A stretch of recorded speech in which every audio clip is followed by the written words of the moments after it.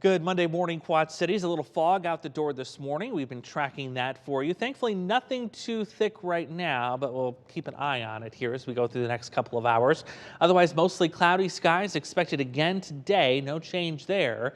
And temperatures a little bit colder thanks to that snow we got over the weekend. That's going to refrigerate that air and keep us close to freezing by the time we get into this afternoon. Clouds will increase even more tonight. I think we go completely cloudy skies with readings only falling into the upper 20s. Tomorrow, still more of the same. Cloudy skies, perhaps a bit of fog in the morning. We'll watch that. But it is going to be a little warmer. We're going to pull that wind more from the south and southwest. That should push temperatures into the mid-30s. A couple of storm systems that we're going to track this week. Number one comes in late Tuesday into Wednesday. 1 to 2 inches of snow expected with this, especially the farther south of the Quad Cities you live. That's where that system is going to be tracking through. Number two is going to be arriving for the weekend. That one will also be a snow producer for us. Current track has us on the cold side. Big question is, how much snow are we going to see? That one's a little further out into the future, so stick with us as we get closer to that. We'll continue to give a first look at the amounts once we get about halfway through this week. Here's where you can see storm system number one is going to impact. You've got winter storm watches from Oklahoma all the way through Missouri, St. Louis, and Indianapolis. That is where the heavy snow is likely going to fall with this next system. As we put future track into motion, heavy rain, severe weather outbreak for parts of the Gulf Coast tomorrow.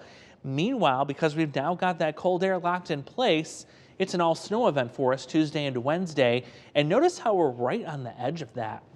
Snow will really begin to cut off as you go I-80 northward.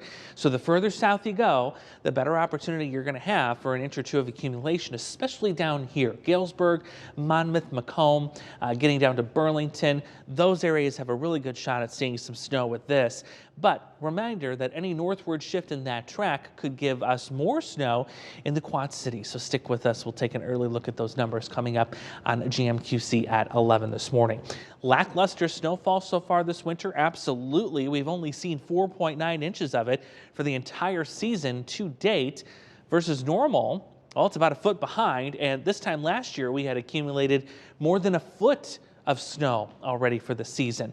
Thankfully, we have actually replaced the snow with rain. We're at least getting some sort of moisture, because otherwise I'd be really concerned about drought developing again for the Quad Cities anyway. But there you see rainfall is about 1/4 of an inch above the normal. So we've kept up with rain and then some, which I think puts us in a better shape in terms of that drought situation.